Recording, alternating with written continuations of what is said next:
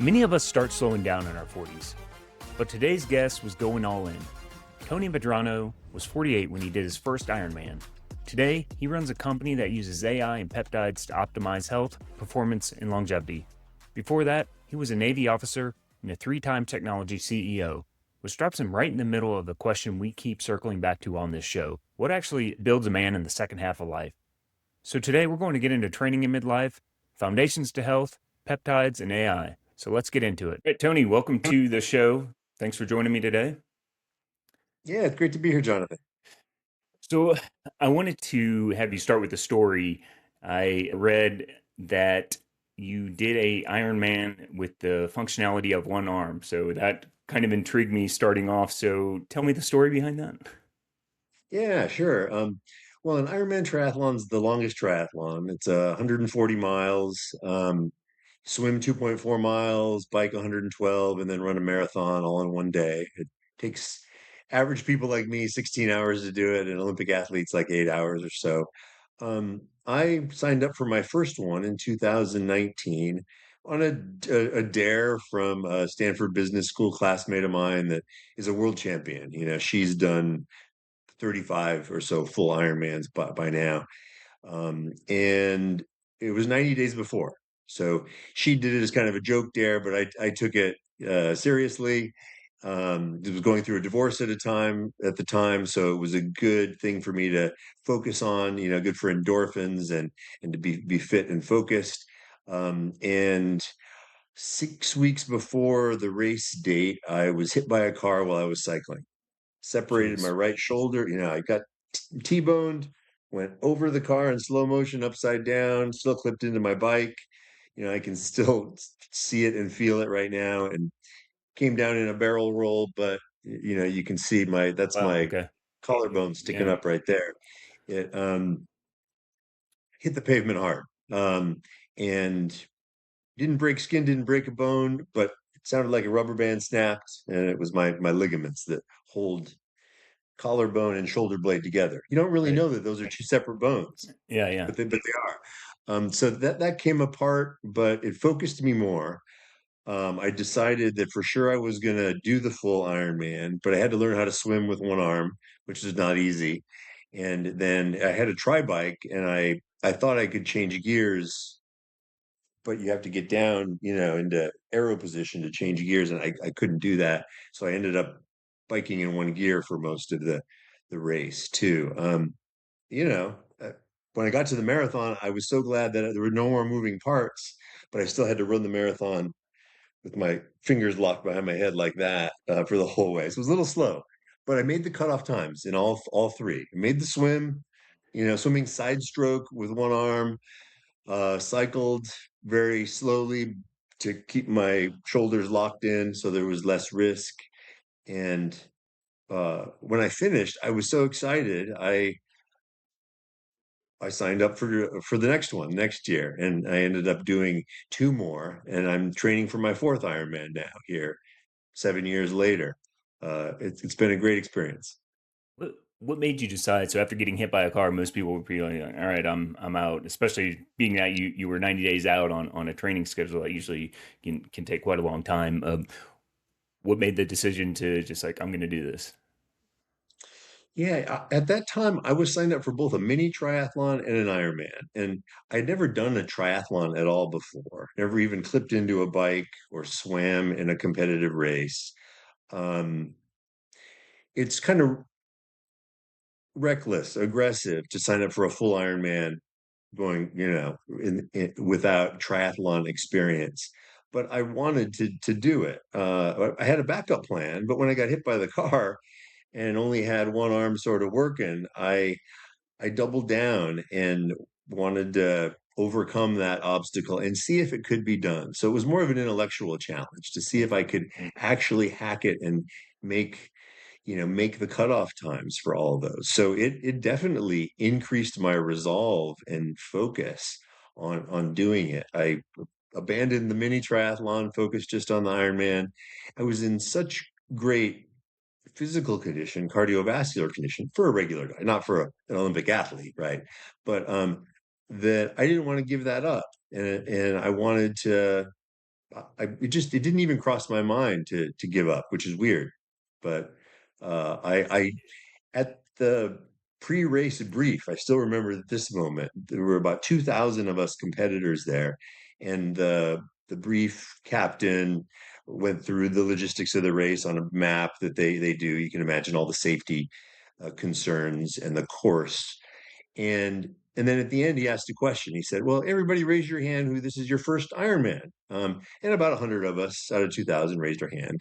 For me, it was my left hand because my right one wasn't going up Right. that well at the time. And then he said, "Is there anybody here that this is their first triathlon?" Because people do small triathlons before they do an Ironman, and I still kept my hand up, and everybody gasped in the room, um, like it was, like that guy's gonna die. And they didn't even know that I had one working arm, but it didn't. I didn't doubt it. I knew I was going to finish. Yeah, that's an impressive story because I've done a half and I've never done a full, but I couldn't just. I'm thinking back on it when I hear this story. I'm like, I can't imagine doing that with, with the Yeah, functionality I of do. one arm. There's a big disclaimer to everybody listening. Don't do this. Right.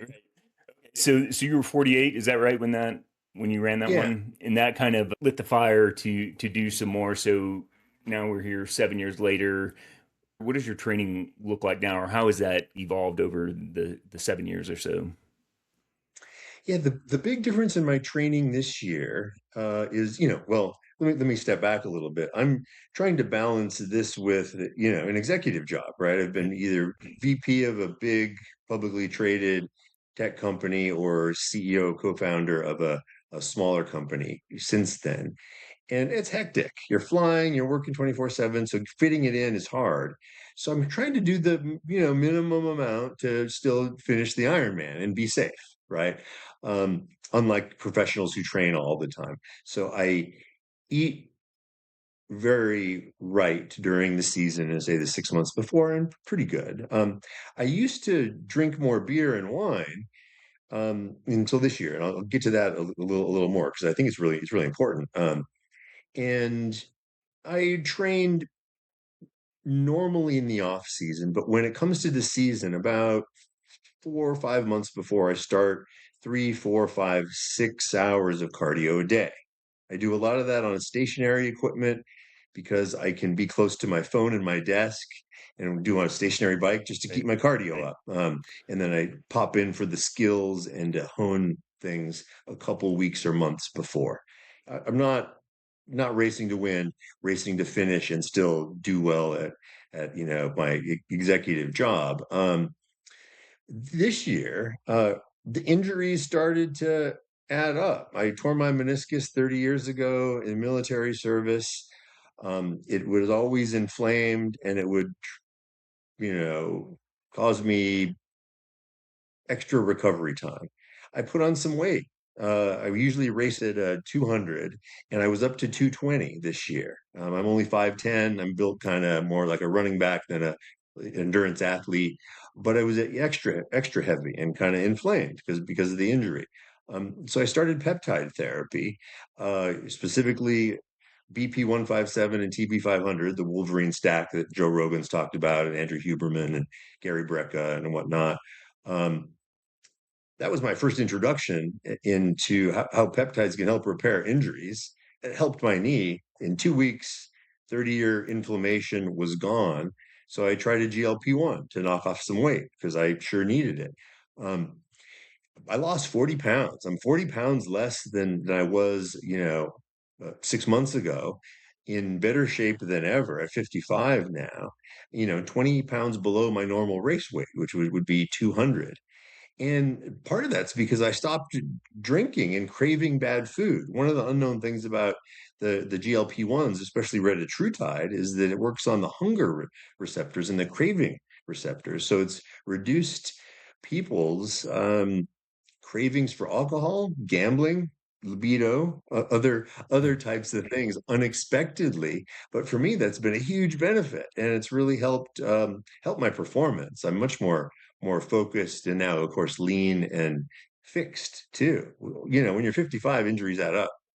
Yeah, for sure. And I want to get into your company Longevity Plan AI and the peptides, but kind of wanted to think a little bit more about just the foundational stuff. So your training, have you reduced the volume of your training over time and tried to train quote unquote smarter versus just harder from the first kind of three triathlons that you did? Yeah, great question. I don't train hard until I'd say 45 days before. Um, I like zone two. Zone two cardio. I can do that on a stationary bike and still answer email. It's a great situation where I can put in 5 hours and the time goes by quickly because I'm actually sort of working, listening to music. It's very relaxing. When I go, I'm kind of gun shy about going out on the road on a bike, understandably, right? So, Yeah, and you can't be distracted. So that to me is emotionally stressful. I try to avoid that. I just go on the yeah. road for the event, and to train right before. Swimming in a pool has always been work. I'm not a great swimmer. I can go a long distance, but my form is not great. I'm kind of thick and sink to the bottom really easily. But yeah, that is supposed to work. Training smarter, not harder. Good rule of thumb, especially for older athletes who usually recover slower. I've found though that I recover very well, and I enjoy it more when I am sort of at peace in a long zone two cardio session, as opposed to overthinking and doing, doing 440 reps for speed and to train really, get it in a 1 hour session before work. To me, that's painful. I don't like to puke so much. I like a little more Yeah, yeah. spiritual, No, I don't feeling. think anybody does at this age. So, um, Yeah. do you do any type of resistance training to help maintain muscle mass and joint health? Yeah, I'd say one of my neat tricks is during the off season, I probably do 10 hours of yoga a week. And it's with weights. I wouldn't even call it yoga per se, but it is, high rep strength training with low weights and flexibility. And that to me helps build base and core and strength so then I can go in and be less likely to get injured. And that's really worked for me, especially at an older age, is to do that total body core work in preparation. So I'm not just cycling all the time and building up those same muscles. That's something I've learned that people get hurt then. And also for me, that's boring. Um, I like to be around people, like to socialize. It's fun and good for flexibility because I tend to get a little tight. Yeah, yeah. I do weight training. I've done even more this year. 5 days a week, an hour. I'm taking it weight training seriously. I still do high reps, medium weight, 12 to 30 reps for endurance, but um, to exhaustion, right? Till not only it hurts, but to failure. So it helps build muscle. I'm not looking for size because that's of no advantage, but I like weight training. It's fun for me. Yeah, yeah. Okay, so you have the training kind of dialed in. What else before you get into the longevity optimization do you consider foundational? I'd say nutrition, absolutely. I've noticed a big difference in my life when I take nutrition seriously. So let's say overall, I'm probably, 80 or 85th percentile as far as quality of athletes nutrition. I do take it seriously and eat well. I don't eat junk food. I do have a taco and a beer once in a while and that kind of stuff, but I'm not into sweets or candy or sugar at all. Um, but then when it's training season, I mean, I'm pretty much a salmon and broccoli and chicken and green beans machine, just all day long, and I feel so much better, and it helps my recovery, it helps my energy, and you can be really consistent and do it cheap at home. to where it works for my lifestyle. So I feel so much better, feel and look younger than ever because of the quality food I'm eating. And I'm not doing anything fancy. I'm just sticking to the basics, the pillars of lean, meats and fresh vegetables. And is that through experimentation and finding what worked for you, or did you follow some particular kind of formula or diet? Um, Experimentation, but I grew up eating cheap and healthy. I think my parents weren't athletes at all, but they are extremely healthy, and they're in their 80s now and still active, fishing, hunting, walking, all kinds of things that normal 80 or normal 60-year-olds would have trouble doing. So they raised me in that kind of environment, where I liked good food, not junk food. So it was easy for me to just keep doing the same thing and maybe get a little more precise about it. But it's sort of like my running and my other, my workouts. I I don't want to the emotional wear and tear of micromanaging a diet too much. Right. If I'm eating chicken and green beans 3 times a day and six eggs for breakfast, eh, that's good enough. I don't need the stress of keeping track of it in a ledger.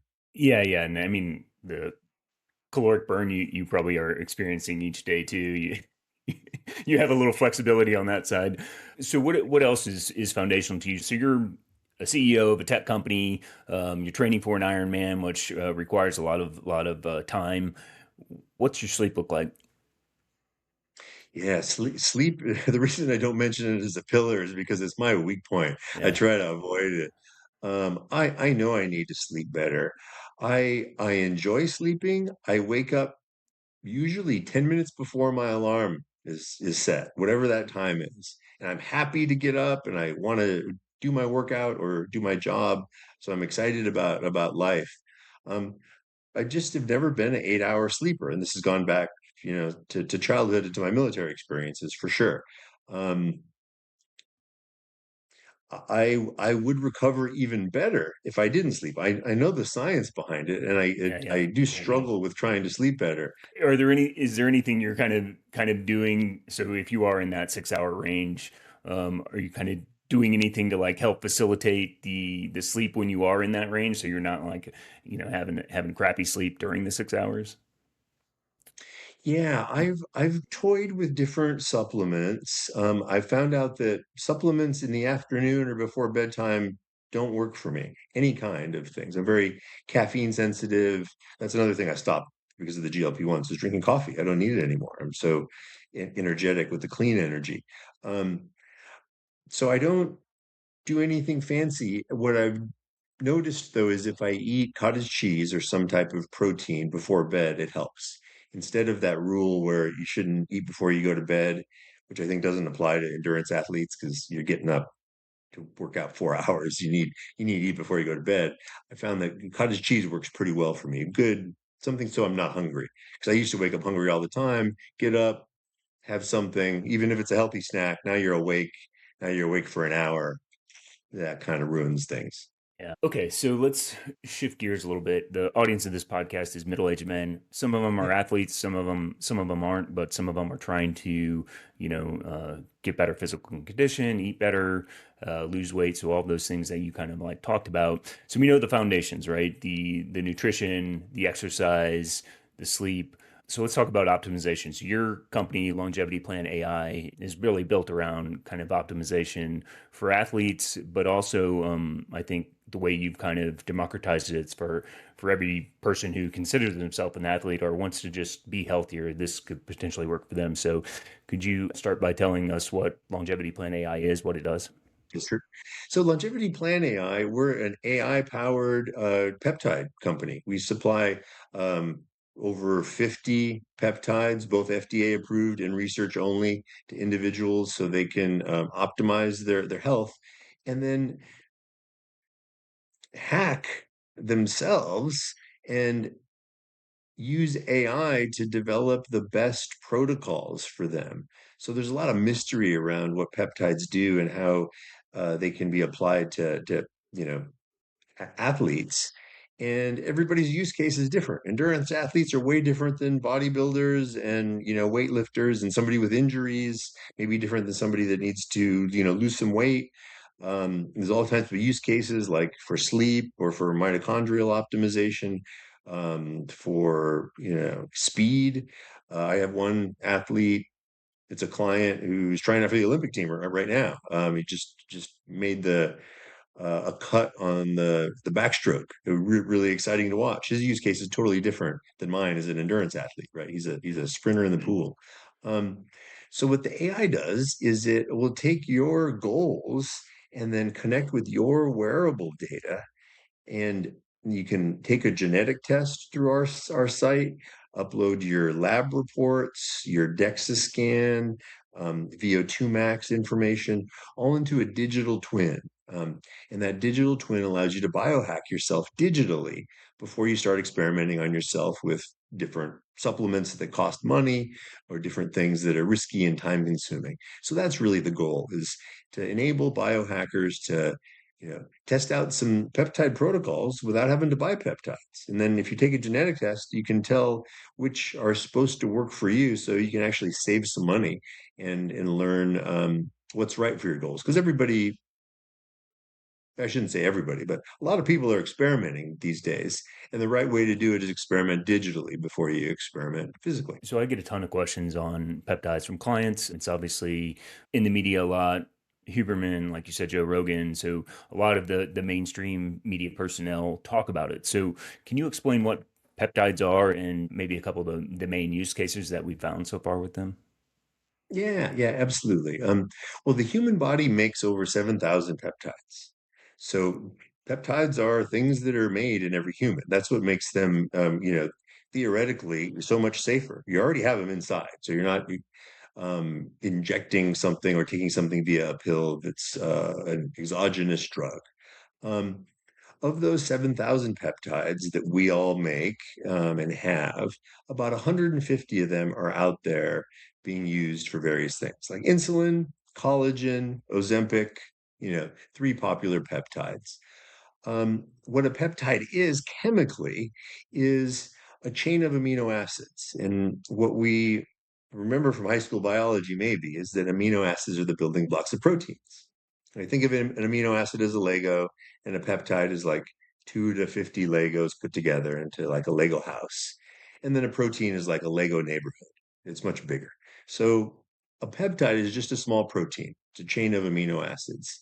What they are is they're signaling molecules that tell your specific parts of your endocrine system to do something that it's already doing, but to do more of it. It's like a microphone. Um, so BPC 157 and TB 500, two peptides I mentioned, which were my first peptides I tried to heal my torn meniscus, specifically signal to the body to make more and direct more repair cells to a certain area. They're derived from human gastric juice. They were discovered by Dr. Pavlov, who did experiments with salivating dogs. He actually started to isolate the compound, and then it was used during wartime to help get severed fingers back in a cadaver's gut to the medical tent so they could make an attempt to sew on um, severed limbs in wartime. So it's had use cases for more than 100 years. Now, in the 70s, uh, scientists saw that track record, looked at it, and said, we want to really get to the bottom of this and see exactly, with today's technology and science, they can do this, see exactly which amino acids are causing this signal so we can isolate it as a compound, and produce it. And they did that. And that's where body protection compound 157 came from. The human gastric juice that they had this long track record of success with. Um, so when one injects that, just a tiny small amount, or takes it as a pill in this case, or a nasal spray with BPC 157, it helps tissue repair. Some other peptides like the GLP-1s Ozempic, Wegovy, now retatrutide, and some other ones that are coming, manufactured by Eli Lilly or Novo Nordisk, work to suppress hunger, um, manage blood sugar, and then also reduce liver fat in the case of retatrutide. So the science is becoming more and more elegant and impressive and beneficial. And the signaling molecules are telling your body to do something that it used to do more of when it was 20, but it's not doing so much anymore. There are exciting use cases out there for skin, like the GHKCU, being the copper peptide so many women are interested in, and for men, for weight loss and inflammation and things like mitochondrial repair and energy, you have peptides like MOTS-c that help with mitochondrial reproduction. So all kinds of different unique Yeah. use cases. So are these peptides prescribed through Longevity Plan AI? So for example, we know that obviously GLP-1s are a prescription, but are all of these other ones outside of the GLP-1s also prescriptions that you guys have medical professionals on your site that prescribe them, or how's that work? Yeah, great question. So, I mean, there are two ways for people to get peptides. One is through a prescription through a doctor. One is through research use only. They can buy the chemical at their own risk and do their own research. We offer both. We offer both ways to get peptides. We have a telehealth provider with a network of 503A licensed pharmacies in the United States with US doctors who write prescriptions and will drop ship the peptide from the US based pharmacy directly to you, the consumer, who wants a medically supervised or FDA approved approach. Now, that's for about a dozen peptides. For about 40 more peptides, we offer those through research use only.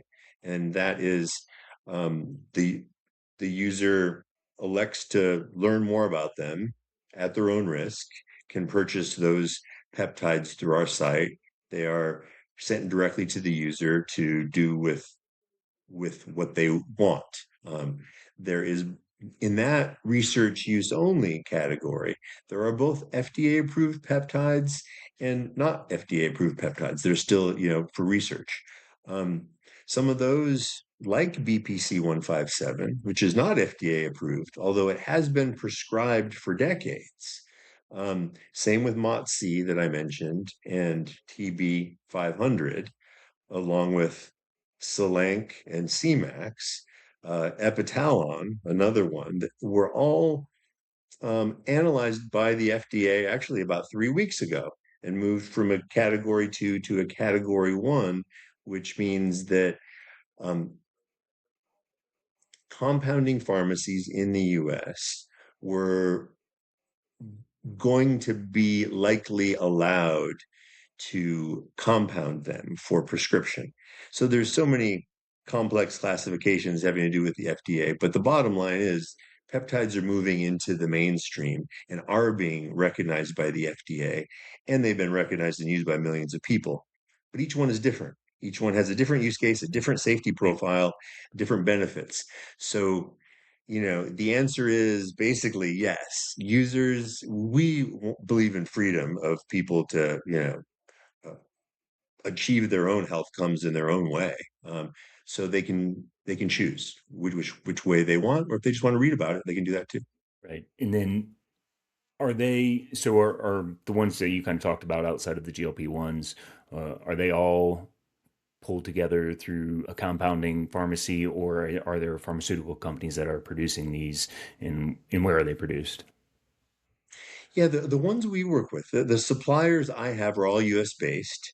They're labs and compounding pharmacies in the US. They have a strict supply chain, all COAs that they deliver to us. And I use every single one of those peptides before having a new peptide, whether it's research only or doctor prescribed via our medically supervised route. I tested the peptide on myself so I can understand its use cases, whether I believe it works, whether I'm just a fan and want to even make that available to people. And so I can talk about folks with people, understand the real science behind it. So yeah, everything is validated. Our prices are higher than other places where they're getting them straight from China, and who knows what's in the peptide or where it came from. But I feel great about what we're offering. Yeah, and I think that's a important point to distinguish because in some sense, peptides are even though they're old, like you discussed, there's been a lot of use cases in the past, but the popularity has become quite ubiquitous now, to where Yeah. it's a little bit of the Wild West. And so knowing that you guys source from a U.S. based companies, they're reputable, you've done your all the background research on these companies, I think that's an important distinguishment versus just trying to buy some and experiment with yourself on the internet. Random stuff out there that's floating around. Who knows what Yeah, it is? A lot of right. counterfeits. Yeah. So it's worth the extra money, even if it does cost a little bit more, in my opinion. Okay, so you have the peptide piece, but let's talk a little bit more about the digital twin, because to me that's super interesting how you've set that up. So is that the first step, is setting up the digital twin, and then they recommend the peptides? Or talk a little bit more about the digital twin and how that comes about if a person kind of signs up with a membership. Yeah, yeah. So our digital twin comes for free with any peptide purchase, a 12-month subscription, usually $40, like a typical wearable type of subscription would be. Um, the most common flow is somebody buys a peptide first, then gets interested engages more deeply in their own health and finds the need for the digital twin.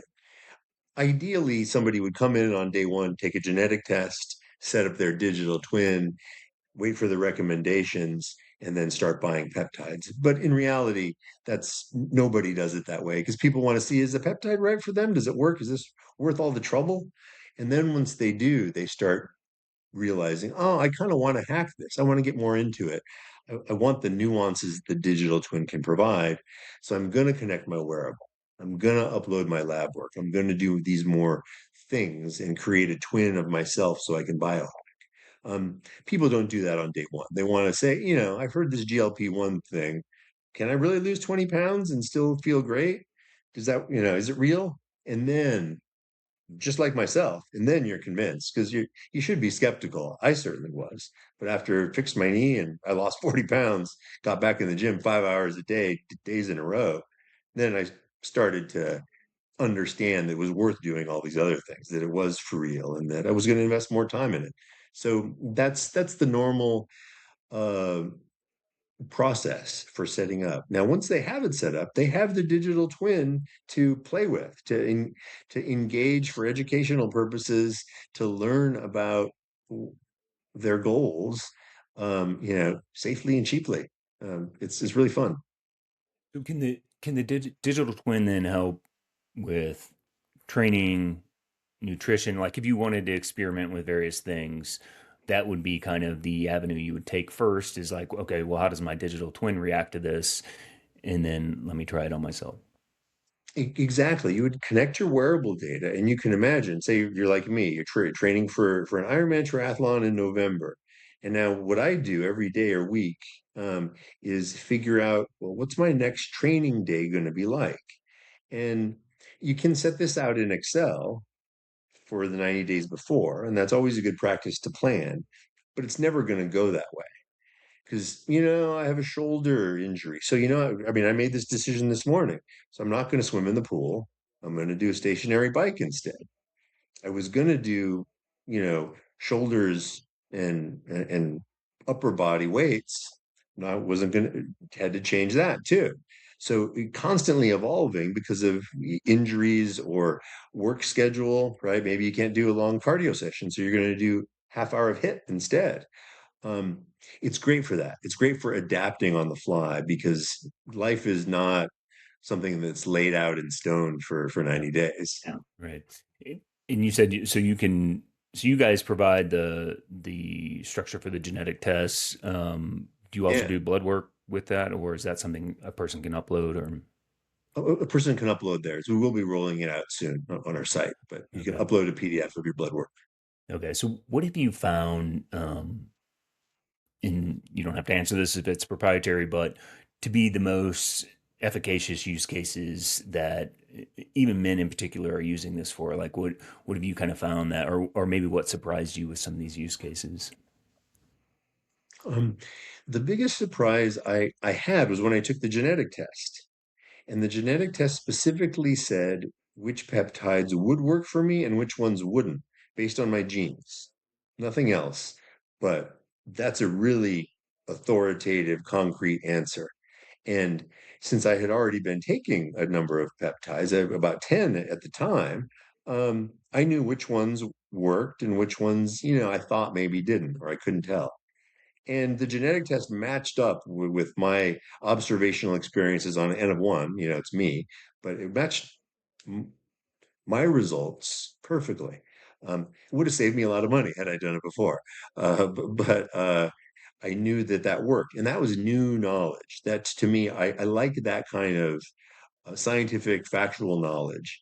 Um, Now, it also does that with nutrition and workouts. So the adaptation of workouts based on minor injuries is a great use case for the digital twin because it can, AI can design around obstacles better than the human mind, and certainly a lot faster.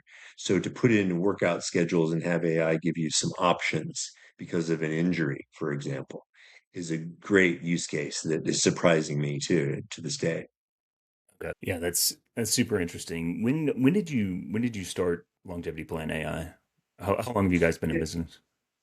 Been in business about 2 years now. It's Okay. been it's been fantastic. Yeah, we have, some early customers are a lot of my Stanford and Harvard Business School classmates, about 50. They're getting Yeah. getting hurt now, want to get back to being more active, and a couple of Olympic athletes. It's so super great to have leaders like that. But really, most of our clients have been executives over 40 that just want to be healthier.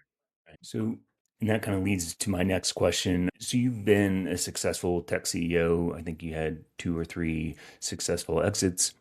Why not retire? What led you to start it? And what inspired you to start a new company and keep going? Because I found in middle-aged men, they're like, okay, well, I just need to coast until retirement and I'll be good. Like I'm afraid to start anything, but what inspired you to keep going?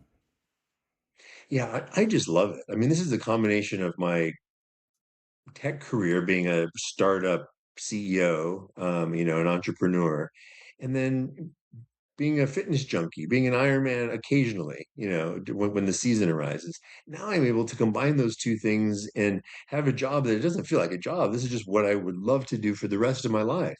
I can't imagine retiring from this job. I mean, this is what I want to do. Plus, it keeps me healthy. I mean, I'm on top of the latest fitness trends and health and longevity trends all across the board. And then I get to do them. I get to try them out on myself. So it's fantastic.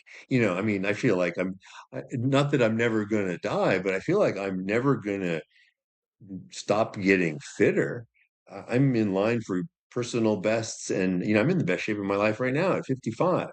And it's because of this job. So, advice for anybody out there, find something you love and do that. It keeps the mind a lot sharper too. I've had this conversation with a lot of people that have talked about retirement.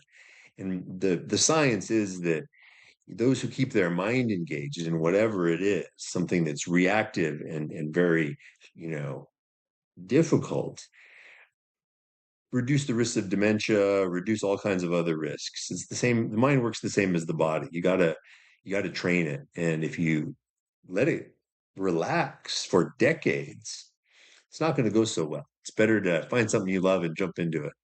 And I've kind of come to that same conclusion where, you know, in my kind of 40s, I was like, oh, well, do I want to start something? Because I'm in the process of building out a gym specifically for men. And Cool. the question to myself was kind of, okay, do I want to actually do this, start this endeavor at, 40, going on 48 here? Or, and the conclusion I came to is like, if it's something I feel like strong about, purposeful about, like retirement doesn't appeal to me. Like, I mean, I Yeah. enjoy like, working and interacting and doing stuff. And I don't think I could just sit around and, not do anything that didn't have any purpose. And I think it's a good distinguishment for men who are kind of like stuck in that place is like, should I try something new or something? So that's definitely an Yeah. inspiration hearing it from you. Before we wrap up, I had a question I wanted to ask you. So, one thing that I believe, and I've talked about on this show before, is that men our age, whether we like it or not, we are mentors and the people that the younger generations look up to. So, you were in education for a little while. So, you taught high school in Harlem. Is that correct? Yeah, correct. What My inspired first that? year. Or okay, go ahead. Oh yeah. I so the U.S. Navy paid for me to go to Harvard. I was on a military scholarship because my family couldn't afford to pay for college. Um, so with that came a 4-year commitment after I graduated from Harvard that I would owe the military back. But I asked them to do 1 year of public service in the education system. So I wanted to give back there. My mother was a uh, elementary school teacher for 45 years in the Los Angeles, public school system. I wanted to do it, and I wanted to do it in a troubled area, in New York City public schools. So the military allowed me to use 1 year of my military commitment, um, and spend that teaching high school. So I taught inner city high school for a year in New York City, and then did 3 years as a naval officer on a destroyer, head of firefighting, effectively on a destroyer. It was fascinating. I love mentoring and giving back, and since then I've lectured at Stanford Business School for 5 years as part of a entrepreneurship class to MBA students, and done many other education, veterans transition, mentoring type of programs that I just love. Have you learned anything about those experiences from teaching in either at in Harlem High School or at Stanford that helped you become a better CEO or run the business a little bit better? Absolutely. One of the first things I do is in a business role is I look for people who want guidance, are really intelligent but and hardworking, but maybe don't have the skills or just have the experience yet. Diamonds in the rough, and I actively seek out to mentor and help them, make myself available to them because regardless of whether that's beneficial for them in the current role and me, as their employer, it's beneficial for them for the long term. It's what they want. It'll make their lives better. So I like to just be a resource for them for life. And that's worked really well for me to develop friendships with, people I've mentored for decades. Tony, hearing all your stories, you're certainly an inspiration, and hopefully a man listening to this will find some inspiration in it. Before we wrap up, is there anything you would like to pass on advice for men listening to this? Yeah, anybody listening can certainly reach out to me on LinkedIn. That's the best place to connect with me one on one. I'm there all the time. I like to do things myself. And then for those coaches out there that want to in, utilize me as a scientific resource for their businesses, they might be getting questions like you were, Jonathan, about the science of GLP-1s, and it's pretty complex. But I love helping our network of coaches do that, so they can have somebody that will explain to their clients things about them. And yeah, we I work with coaches every day. That's our biggest group of partners. And if anybody wants to check it out, it's LongevityPlan.AI, and also there's a ton of great resources on the website as well about peptides and about the digital twin. So, Tony, thank you for your time today. I really appreciate you and appreciate your time telling all the stories. Yeah, thanks a lot, Jonathan. This is great.